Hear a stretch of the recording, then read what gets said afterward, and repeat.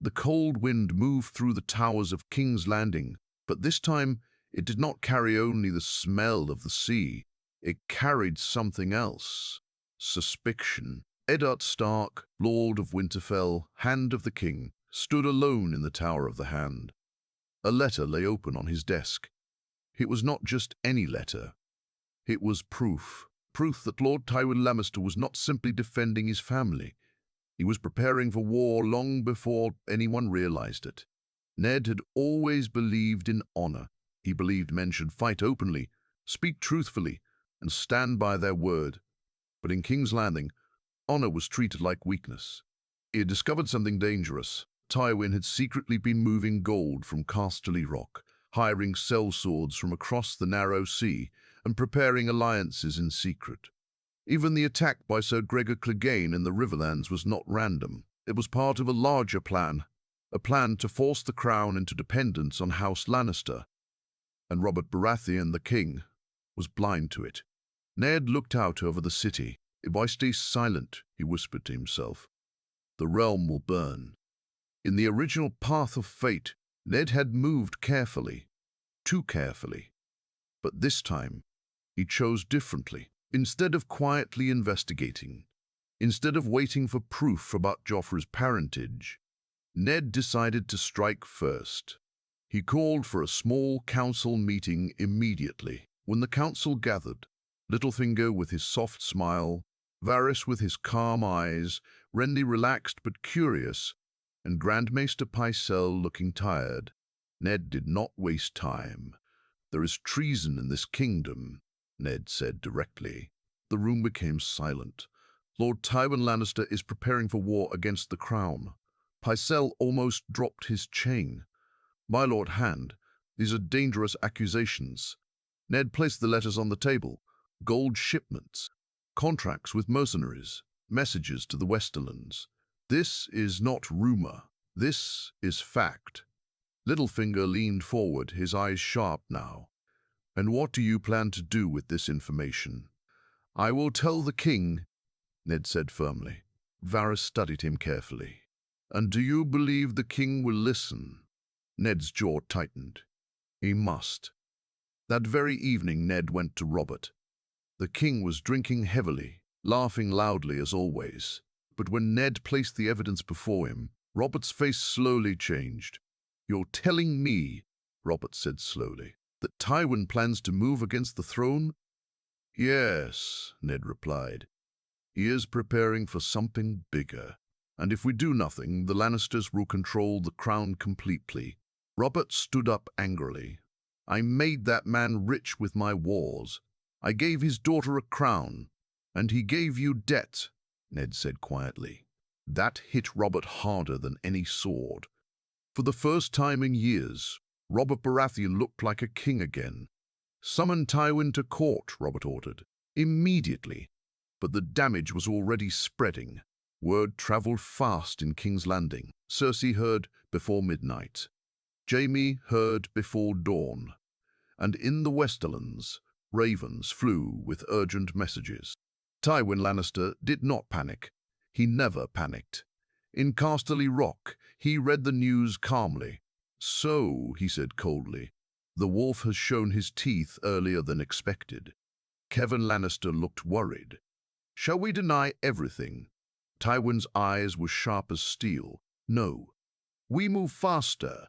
Within days, Lannister forces quietly began gathering near the Riverlands, earlier than in the original timeline.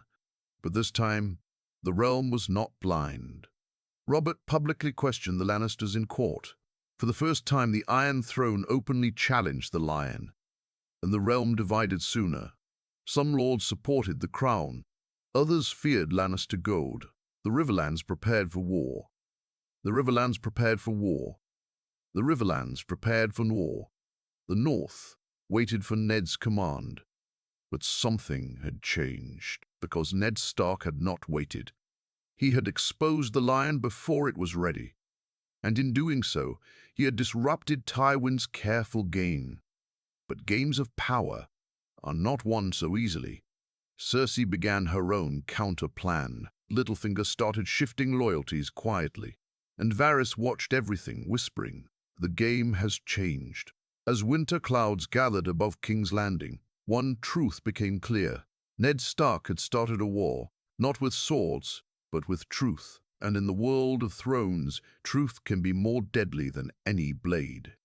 The news spread across King's Landing like wildfire in dry grass. What Ned Stark had done was not small. He had openly accused the most powerful man in Westeros after the king.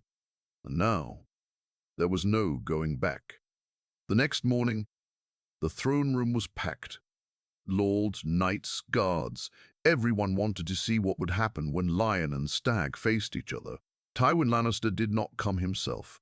Instead, Sir Kevan Lannister stood before the Iron Throne, calm but tense. King Robert sat heavily on the throne, his eyes sharp for once. Ned Stark stood beside him, silent but firm. Cersei stood near the throne as queen, her face like stone, but her green eyes were burning with quiet rage. Robert spoke first. "Where is your brother, Kevan?" "Lord Tywin remains at Casterly Rock, your grace," Kevan answered smoothly. "He believes these accusations are misunderstandings." Robert slammed his hand on the throne. Misunderstandings? Hiring sellswords? Moving gold in secret? Attacking the Riverlands? Cersei stepped forward before Kevan could speak. "My husband, you insult my father without hearing his side." Ned's voice was calm but powerful. "The Riverlands burn because of Sir Gregor Clegane, and Sir Gregor does not move without Tywin's command." The court murmured loudly. Cersei turned to Ned, her eyes full with hate. "You speak boldly for a man so far from his home." Ned did not flinch. "I speak for the realm." Robert stood up. "Enough. Until this matter is resolved, House Lannister will answer to the crown. Any Lannister forces gathering near the Riverlands will be seen as rebellion." That was the moment everything changed. Cersei's face lost color for a second. If Tywin moved his army now, it would be open treason. But if he did nothing, he would look weak. And Tywin Lannister never looked weak. That night in the Red Keep, Cersei met secretly with Jaime. Jaime paced the room. "Father should have waited." Cersei's voice was cold. "Father always plans 10 steps ahead." But Stark moved early. Jaime stopped. "Then we remove Stark." Cersei looked at him carefully. "Not yet. If he dies now, the North will rise immediately. And Robert will blame us. So what do we do?" Cersei's lips slowly curved into a dangerous smile. "We remind Robert who truly controls this city." Meanwhile, Ned Stark sent a raven to Winterfell. "Prepare the banners," the message said. Quietly, Robb Stark read the letter in the great hall of Winterfell. Though young, his face hardened. "Call the banners," he ordered. In Riverrun, Catelyn Stark heard the news as well. She felt fear in her heart. War was coming earlier than anyone expected, but the most dangerous move was not made by sword or army. It was made by Petyr Baelish. Littlefinger visited Ned privately that evening. "You stirred the lion," Littlefinger said softly. "Bold, but dangerous." "I did what was right," Ned replied. Littlefinger smiled slightly. "Right and safe are rarely the same thing." Ned crossed his arms. "Speak clearly." Littlefinger leaned closer. "Cersei will not allow this humiliation. And if Tywin cannot move openly, he will move secretly." Ned narrowed his eyes. "What do you suggest?" "Secure the city watch," Littlefinger whispered. "Control the gold cloaks before the Lannisters do." Ned thought carefully. In the original Path of Fate, he had trusted Littlefinger too much. But this time, something felt different. He watched Baelish closely. "Can you guarantee their loyalty?" Ned asked. Littlefinger smiled. "For the right price, loyalty can be bought." Ned hesitated. Buying loyalty felt wrong, but losing the city would be worse. "Do it," Ned said finally. Outside the castle, tension filled the streets. Lannister guards moved in groups. Stark men stayed close together. Taverns were full of whispers. People were choosing sides. Then came shocking news. King Robert announced he would personally ride to the Riverlands to confront the situation. Cersei was furious. "You are not well enough for war," she argued in private. Robert drank deeply. "I am king, and I will not sit while lions test my strength." But Varys, watching from shadows, understood something dangerous. If Robert went to war now, and something happened to him, the throne would pass to Joffrey, and the question of Joffrey's parentage still remained hidden. That night, Varys visited Ned secretly. "My Lord Hand," he said quietly, "you have changed the flow of the river, but rivers can drown those who stand too close." "Speak plainly," Ned said. "The Queen will not wait. If she cannot silence you with politics, she may use other methods." Ned's face grew serious. "Assassination." Varys did not answer directly. "Accidents happened. Hunts go wrong. Wine can be poisoned." Ned suddenly realized something terrifying. If Robert died now, before the truth about Joffrey was revealed, the Lannisters would still win. Tywin's master plan was not just about war. It was about the throne itself. And Ned had only uncovered half of it. Far away in Casterly Rock, Tywin received another raven. He read it slowly. His face showed no emotion. "Robert plans to ride to the Riverlands," Kevin said. Tywin stood silently for a long moment. Then he spoke calmly. "Good." Kevin looked confused. "Good?" Tywin's eyes were cold as ice. "A king on the battlefield is vulnerable, and chaos favors those who prepare." He turned toward the window, looking over his lands. "The wolf has moved early," Tywin said quietly. "But so have we.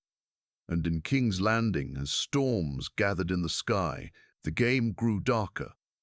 Because now, it was not just about exposing a plan, it was about survival.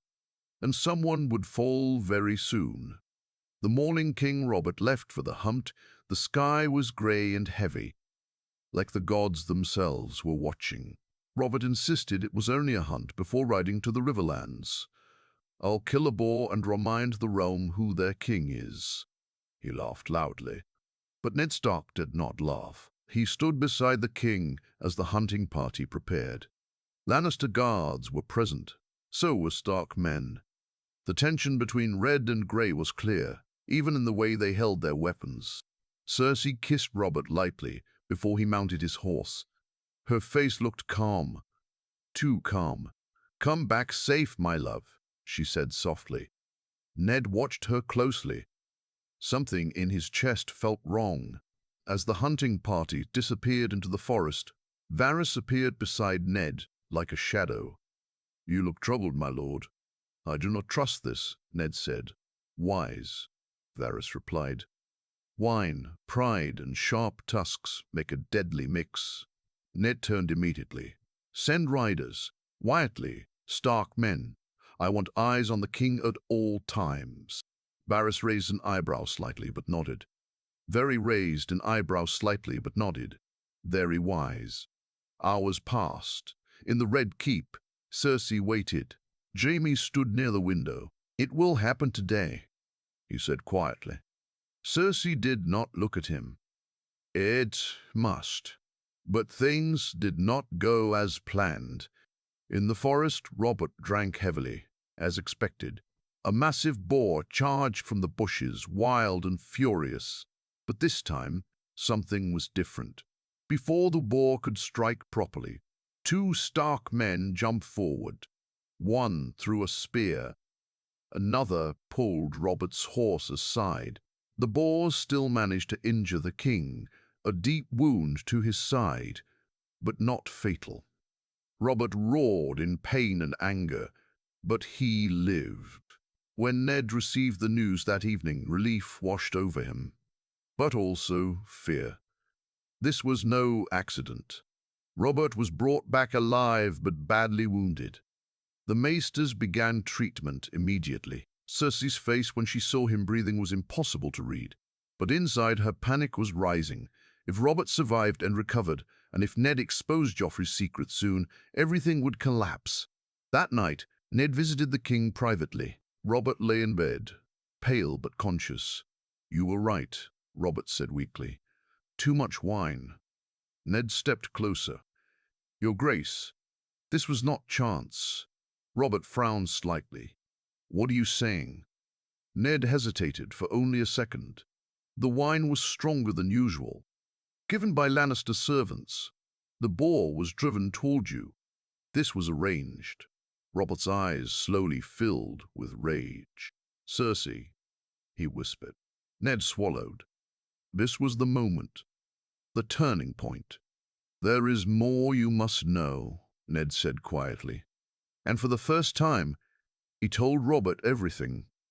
About Joffrey, about the golden hair, about Jaime and Cersei, about the truth of the children. Silence filled the room. Robert's face went from confusion to shock, to heartbreak, to pure fury. "You're telling me," Robert's voice shook, "my sons are not mine." "I am sorry," Ned said honestly, "but the truth cannot wait anymore." Robert tried to sit up despite the pain. "Bring them to me. Bring them to me. Bring Cersei. Bring Jaime. Now." But Varys, who had been listening from outside, rushed in urgently. "My Lord Hand," he said quietly, "the Queen has already moved." Ned turned sharply. "What do you mean?" "The City Watch is gathering," Varys said, "and not under your command." Ned's blood ran cold. Littlefinger, he had promised control of the gold cloaks. Instead, he had sold them. Again. Down in the throne room, chaos erupted. Joffrey sat on the Iron Throne, confused, but trying to look strong. Cersei stood beside him. "The king is dying," Cersei announced loudly to the court, "and traitors move against the crown." The doors burst open. Ned Stark entered with Stark guards behind him, but they were outnumbered. Gold cloaks surrounded them. Littlefinger stood near the throne, calm as ever. "I warned you," Littlefinger said softly as Ned approached. "Right and safe are rarely the same." Ned looked at him with pure disappointment. "You betrayed the realm." Littlefinger smiled faintly. "I chose the winning side, but something unexpected happened. Before Cersei could order Ned's arrest, the throne room doors opened again. Stannis Baratheon entered, with soldiers. The room froze. "I received a raven from Lord Stark," Stannis said coldly, "telling me of treason." Cersei's face lost all color. Robert, in his pain and anger, had ordered another raven before the gold cloaks could fully move. Stannis had arrived faster than expected. "The children are not Robert's," Stannis declared loudly. "I am the rightful heir."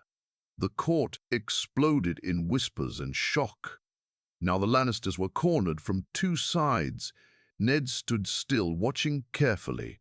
Tywin's master plan had been speed, confusion, and controlled chaos. But Ned had forced the truth out early. And now, instead of a quiet takeover after Robert's death, there was open conflict. Jaime reached for his sword. Stannis' men drew theirs. The throne room turned into a battlefield within seconds. Steel clashed. Blood hit the marble floor. Ned fought beside his men. Cersei grabbed Joffrey, pulling him back. Littlefinger slowly stepped away from the fighting, disappearing like smoke. And far away in Casterly Rock, Tywin received news of the failed assassination and open rebellion. For the first time in many years, Tywin Lannister felt something close to anger. "The wolf has ruined everything," he said coldly. But the war had only just begun. And now it was not hidden in shadows. It was burning in the heart of the capital. Steel clashed against steel inside the throne room, and the sound echoed like thunder. What was once a place of power and ceremony had turned into a battlefield. Stannis Baratheon soldiers pushed forward in tight formation. They were disciplined, hard-faced men from Dragonstone. The Goldcloaks hesitated. Many of them did not know who to follow now. Ned Stark fought carefully, blocking a strike aimed at one of his men. He did not fight with anger. He fought with purpose.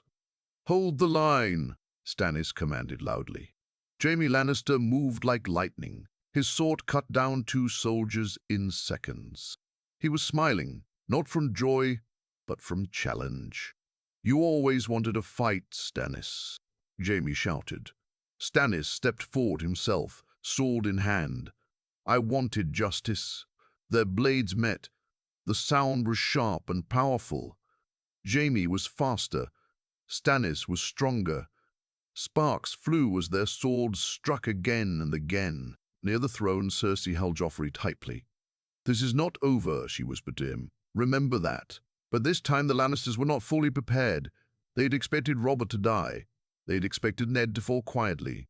They had expected Ned to fall quietly. They had expected control. Instead, they had chaos, and chaos was spreading through the entire city. Outside the Red Keep, people heard rumors. "The king is dead." "No, he lives. Stannis is here. The Lannisters are traitors." The streets began to erupt. Inside the castle, Varys moved quietly through hidden passages. He had no sword, but he carried something more dangerous: information. He sent messengers quickly.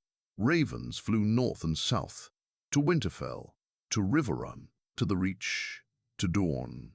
The game was now open. Back in the throne room, Jaime and Stannis continued their deadly duel. Jaime cut Stannis across the arm, drawing blood. Stannis answered with a powerful strike that knocked Jaime backward. Suddenly a horn sounded. Everyone froze for just a moment. Another horn answered from outside the castle walls. Ned looked toward the entrance, confused. Then the doors opened. More soldiers entered. But these were not Lannister or Baratheon men. They carried banners of House Tyrell. Green and gold filled the room. At their head stood Sir Loras Tyrell. "The Reach does not support chaos," Loras said loudly.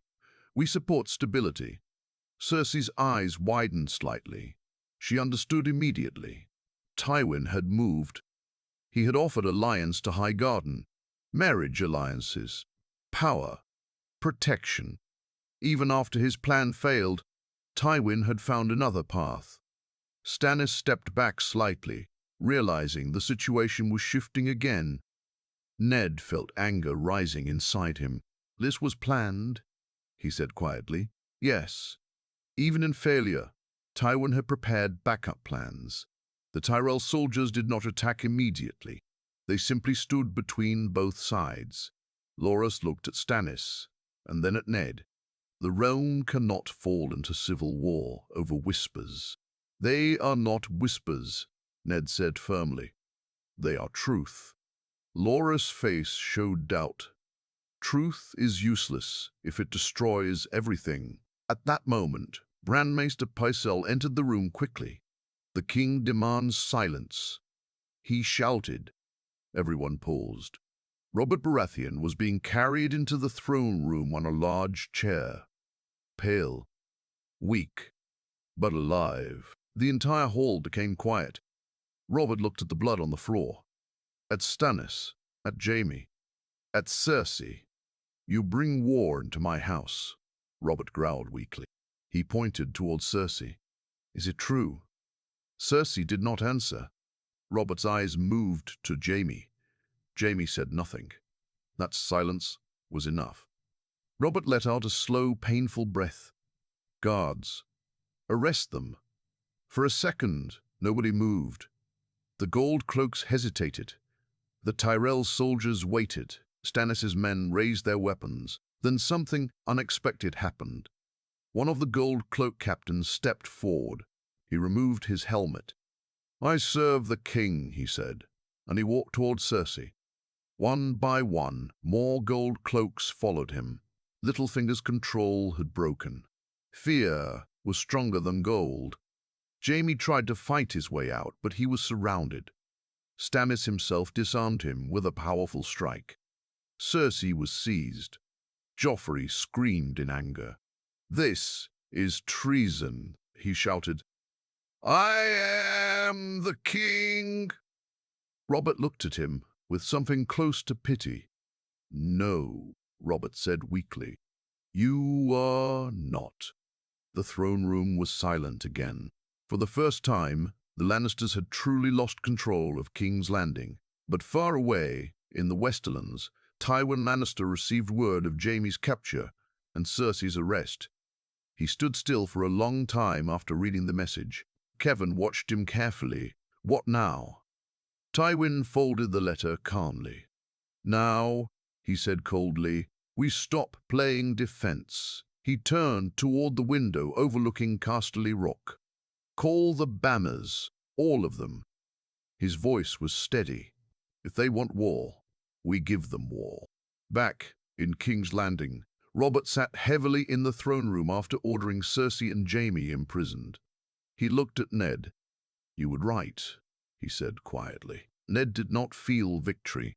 He felt something else, because he knew this was only the beginning. The North would march. The Westerlands would rise. The Reach was uncertain, and the Iron Throne was weaker than ever. Winter was no longer just coming. It had begun. War did not wait for permission. Within days of Cersei and Jaime's imprisonment, ravens flew across Westeros like black arrows in the sky. The message was clear. House Lannister had been accused of treason. The Queen and the Kingslayer were in chains, and Tywin Lannister was calling his banners. In the Westerlands, thousands of soldiers gathered under red and gold flags. Armor shined under the sun. Drums echoed through the hills. Tywin Lannister stood before his army, calm as ever. "They think they have won," he said in a steady voice.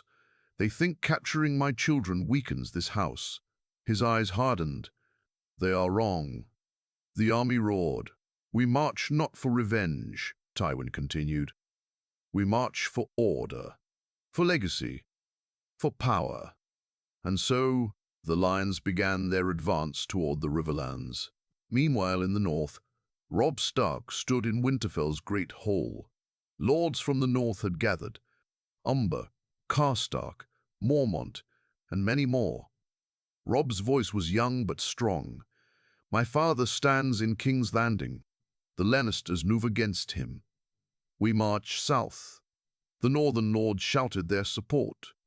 The direwolf banners were raised. For the first time, the North and the Westerlands were preparing to clash openly, much earlier than fate had planned. Back in King's Landing, tension filled the Red Keep. Cersei was locked inside a guarded chamber. Jaime was kept separately, heavily chained. Stannis remained in the city, watching carefully. King Robert, though alive, was weak. His wound had become infected. He could barely stand without pain. Ned visited him daily. "You must name your heir clearly," Ned urged gently. "The realm needs stability." Robert coughed heavily. "Stannis is the rightful one. Let it be written." Ned nodded. But outside that chamber, politics were moving fast. The Tyrells were still in the city. Mace Tyrell had arrived personally now, smiling politely but thinking deeply. He met with Ned in private. "The Reach desires peace," Mace said softly. "War will destroy trade, crops, and people. Tywin has already chosen war," Ned replied. Mace folded his hands. "Then perhaps a marriage alliance could prevent bloodshed." Ned frowned slightly. "Between who?" "My daughter, Marjorie, and King Robert." Ned was silent. Robert was still alive. If he married again and had true heirs, the Lannisters would lose everything permanently. But there was a problem. Robert was dying faster than anyone wanted to admit.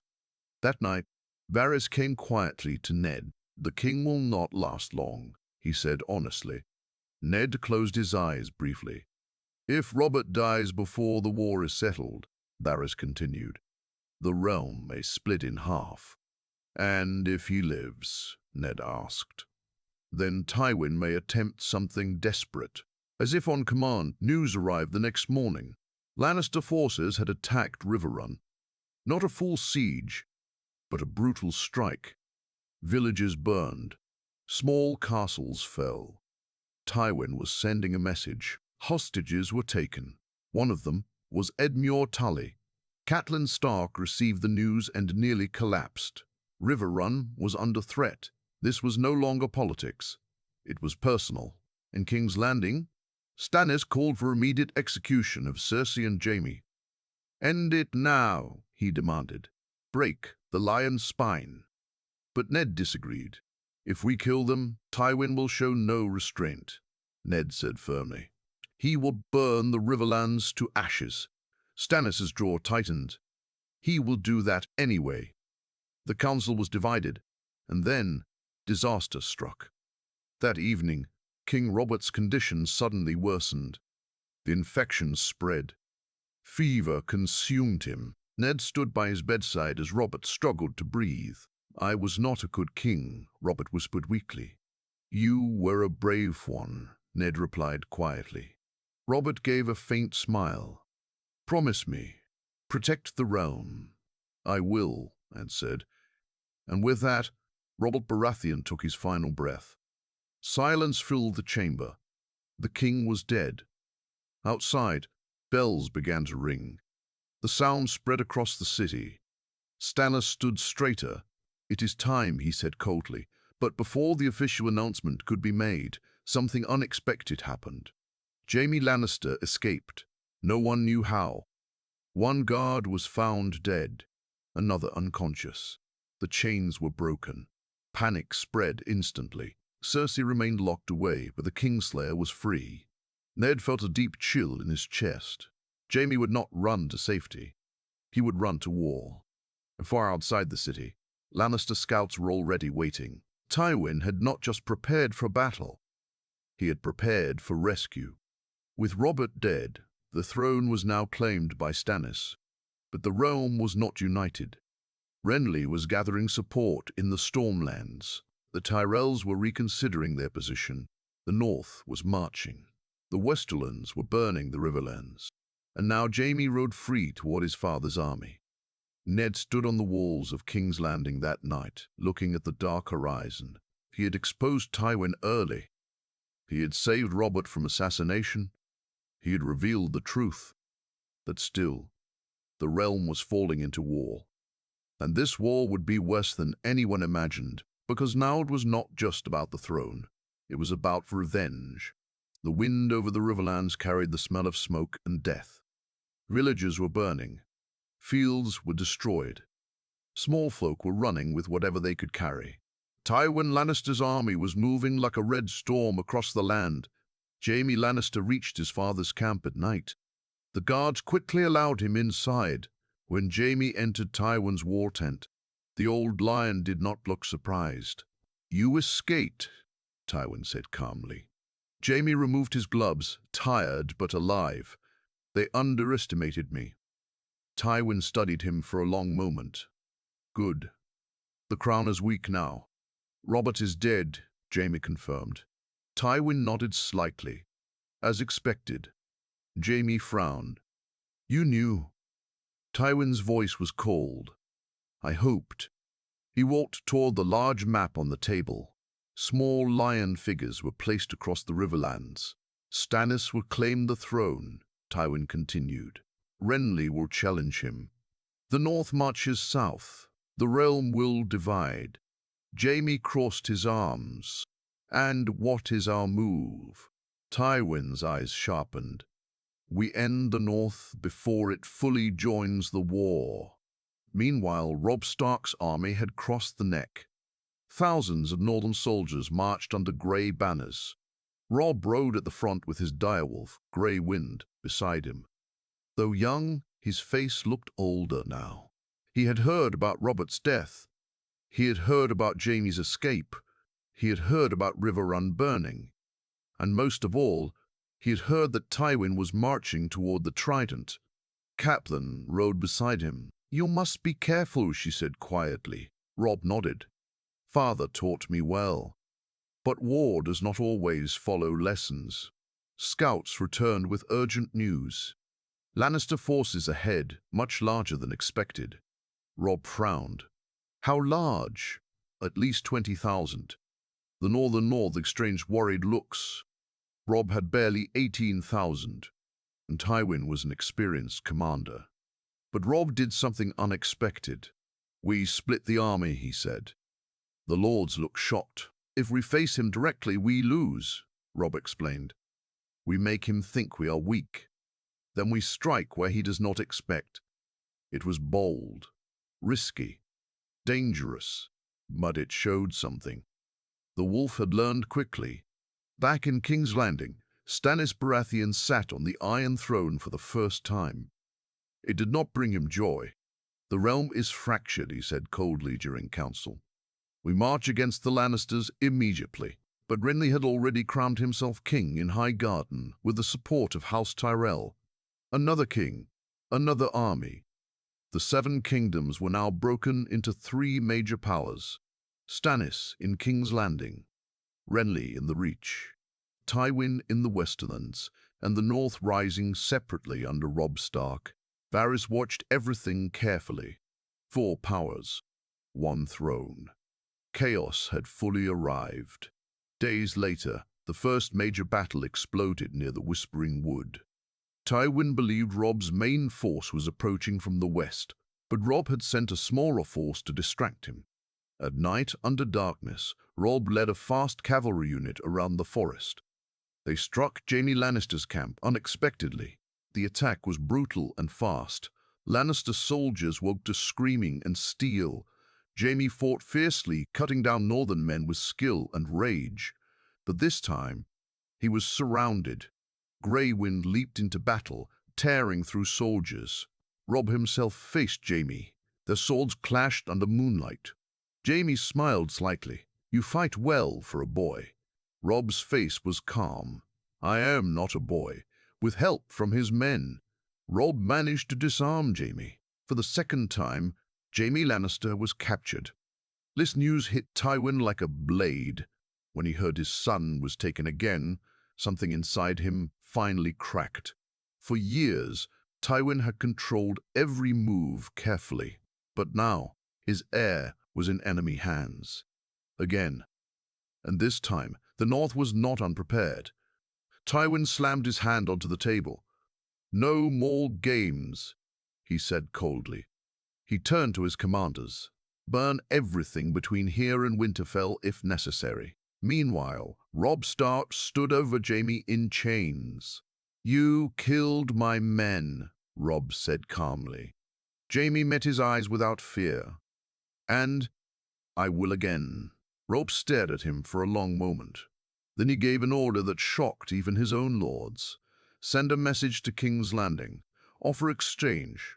Catelyn stepped forward. "Exchange?" Catelyn stepped forward. "Exchange for who?" Robb's voice softened slightly. "For my father." Because while war was exploding in the Riverlands, Ned Stark was still in King's Landing, and the city was becoming dangerous again. Renly's forces were growing stronger in the south. The Tyrells had chosen Renly instead of Stannis. King's Landing could soon be under siege. Ned stood on the walls, watching black smoke far in the distance. He had tried to stop this war early. He had exposed Tywin. He had saved Robert once. But now the realm was drowning in blood anyway. A raven arrived in his hands. Jaime captured. Robb victorious. Ned closed his eyes in relief. But Varys approached him quietly. "My lord," Varys said softly, "victories can be more dangerous than defeats." Ned looked at him. "Why?" Varys' voice dropped lower. "Because Tywin Lannister does not lose twice without doing something terrible in return." And far in the Riverlands, Tywin Lannister was preparing exactly that. Something terrible. Something no one would expect. Tywin Lannister did not scream. He did not throw things. He did not show fear. But the moment he heard that Jaime had been captured again, something changed in his eyes. The cold control he always carried became something darker. "He is young," one of his commanders said carefully. "The Stark boy may use him for exchange. Tywin looked at the map in silence. Yes, he said finally. He will. A small smile appeared on his face. Not warm, not proud, just calculating. Prepare riders, Tywin ordered. Send word to Walder Frey. The name alone made some of the men uncomfortable. Meanwhile, Robb Stark's camp was filled with cautious celebration. Jaime Lannister, the famous Kingslayer, was locked in chains under heavy guard. Northern soldiers cheered Robb's victory. They called him the Young Wolf. But Robb did not smile much. He stood outside Jaime's tent, thinking. Catelyn approached him quietly. "You did well," she said softly. Robb nodded. "But this war is not finished." Inside the tent, Jaime sat calmly, despite his chains. "You think you've won," Jaime said when Robb entered. Robb looked at him steadily. "You are worth more alive than dead." Jaime smiled slightly. "Yes, I am." Robb leaned closer. "My father is in King's Landing. I will trade you for him." For the first time, Jaime's smile faded just a little. "Do you truly believe my father will accept that trade?" Jaime asked quietly. Robb did not answer immediately. Far away in King's Landing, the situation was getting worse. Renly Baratheon had crowned himself king in the south with the support of House Tyrell. His army was massive, larger than Stannis' forces. Stannis was furious. "He steals what is mine," Stannis said coldly during council. Ned stood beside him, worried. "If the Baratheon brothers fight each other, Tywin wins," Ned said firmly. But pride and ambition were stronger than reason. Renly began marching toward King's Landing. The capital prepared for siege. Food prices rose. People panicked. Fear spread in the streets again. And then something unexpected happened. One night, as Renly prepared for battle against Stannis outside Storm's End, he was found dead in his tent. No wounds from sword, no poison, just dead. Rumors spread like wildfire. Shadow, magic, murder. The truth was whispered quietly. Stannis had used dark forces through Melisandre. Renly's massive army did not stay united after his death. The Tyrells were shocked, and Tywin Lannister moved fast. He sent secret envoys to Highgarden. Marriage proposal. Alliance. Power. "Join us," the message said. "Protect your future." The Tyrells hesitated only briefly. They chose survival. They chose strength. They chose survival. They chose strength. Back in the Riverlands, Robb Stark received terrible news. "The Tyrells have joined the Lannisters." His commanders looked stunned. That meant Tywin's army had just doubled in size. Robb felt the ground shifting under his feet. Then another message arrived. From Walder Frey. The old lord demanded marriage alliance in return for safe crossing and continued support. Robb remembered something painful. He had already promised to marry a Frey daughter, but he had fallen in love with another. Now that broken promise was returning like a ghost. Catelyn looked at him seriously. "We need the Freys." Robb's face hardened. "I will fix this," he said. But war does not wait for love or regret. Tywin's combined forces, Lannister and Tyrell, began marching north together. It was the largest army Westeros had seen in years, and they were heading straight for Robb. In King's Landing, Stannis prepared for siege, but now he faced a new threat. The combined Lannister-Tyrell army marching toward the capital to remove him. Ned realized something terrifying. Tywin had turned defeat into opportunity. Jaime's capture did not weaken him. It forced him to unite the South. Now, Robb was exposed in the Riverlands, and King's Landing was at risk. Then came the darkest news yet. One night in Robb's camp, screams broke the silence. Men rushed toward Jaime's tent, but it was empty. Jaime Lannister had escaped. Again. But this time, There was blood everywhere. Several northern guards were dead, and worst of all, Catelyn Stark was missing. Panic exploded through the camp. Robb ran toward the chaos, his heart pounding. "What happened?" he shouted.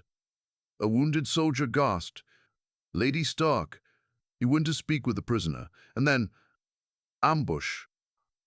Tracks showed horses riding fast toward the south. It was a trap. Tywin had not only rescued his son, he had taken Robb's mother in return. When the news reached Tywin, he simply nodded. "Now," he said quietly, "we negotiate." Robb stood alone outside his tent before dawn, staring into darkness. Jaime was free. His mother was captured. The Freys were angry. The Tyrells had joined the enemy, and a massive army was marching toward him. For the first time since this war began, Robb Stark felt fear. Not for himself, but for his family. And in King's Landing, Ned Stark received a raven with only 3 words written on it. "The lion roars." Ned closed his eyes slowly. The war had reached its breaking point.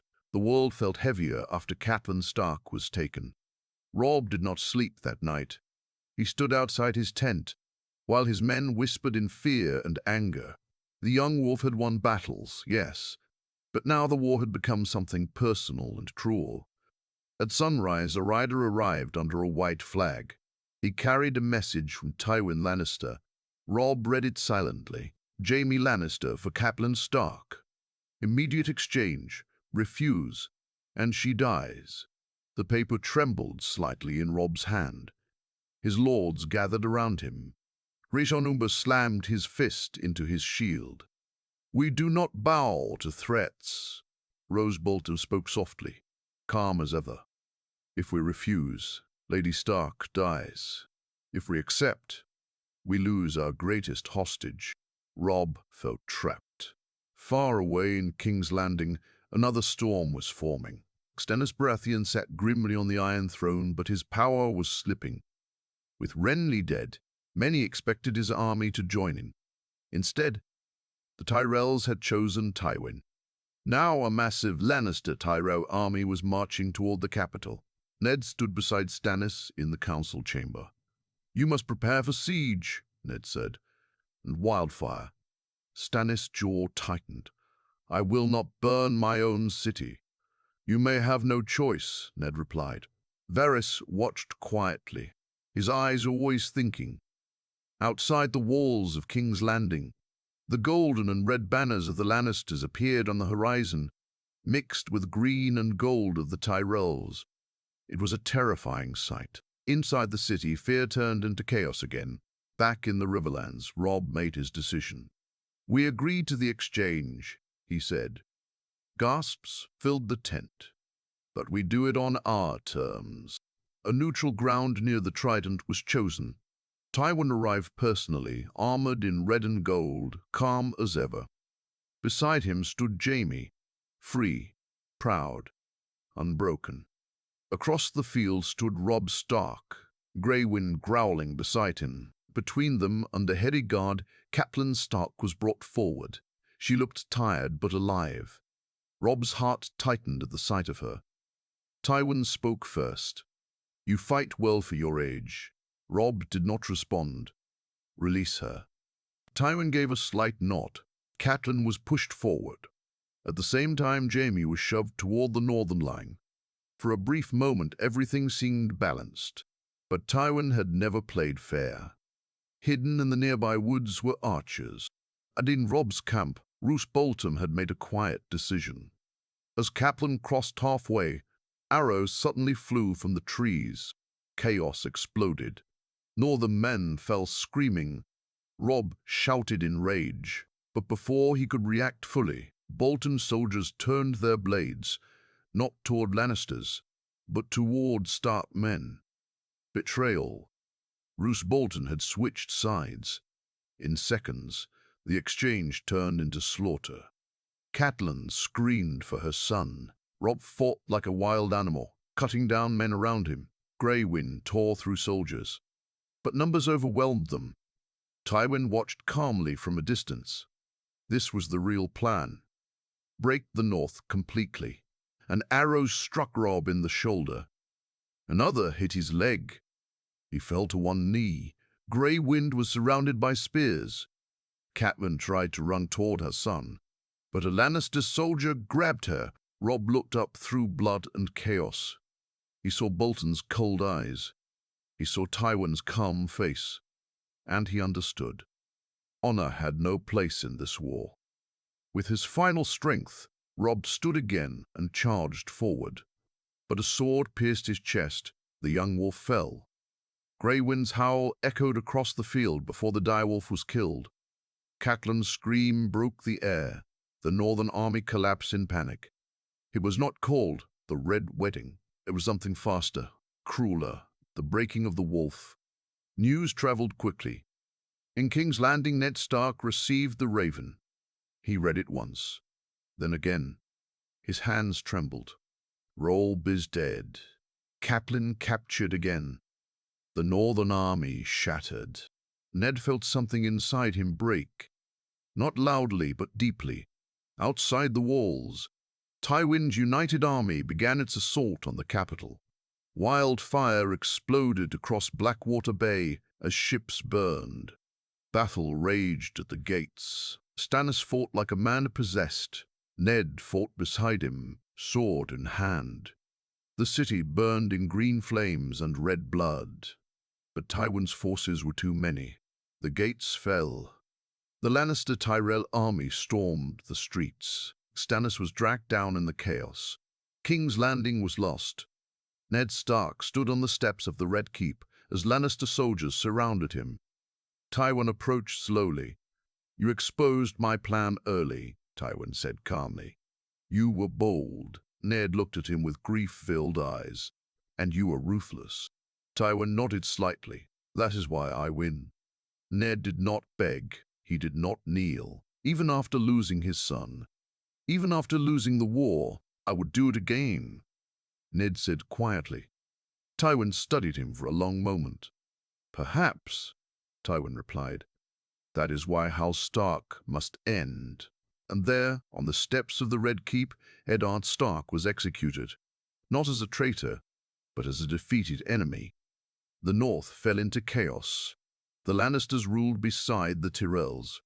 Jaime returned home. Cersei was freed. Tywin Lannister sat in power stronger than ever. But victory came at a cost. The realm was broken. Trust was dead. And far in the frozen north beyond the wall, something ancient was waking. Because while lions and wolves destroyed each other, winter had truly arrived, and no one was ready for what was coming.